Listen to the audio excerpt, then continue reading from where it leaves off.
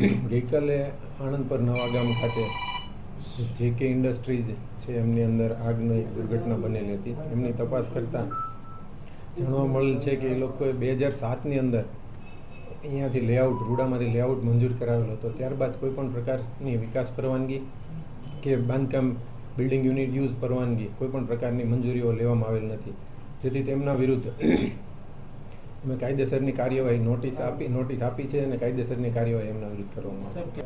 2007માં અમારી પાસેથી એ લોકો લેઆઉટ મંજૂર કરાવી ગયેલા હતા. ત્યારબાદની કોઈપણ પ્રકારની ડોક્યુમેન્ટ્સ કે કોઈપણ પ્રકારની રૂડાની અંદર કોઈ કાગળ કે કોઈપણ પ્રકારના ડોક્યુમેન્ટ રજૂ મંજૂરી જ લીધેલી નથી, એટલે સંપૂર્ણપણે ગેરકાયદેસર હતા. એટલે કે એમાંથી અલગ અલગ પ્લોટ હતા, એમાંથી કોઈ એક પ્લોટની અંદર આ ઇન્ડસ્ટ્રીઝ એમને બનાવેલી છે. ફિલ્ડમાં વિઝિટમાં ટીમ જતી હોય છે, પણ આ જનરલી એવું હોય છે કે જે તે ડેવલપર્સ છે એમણે જે તે સંસ્થા પાસે મંજૂરી લેવાની હોય છે.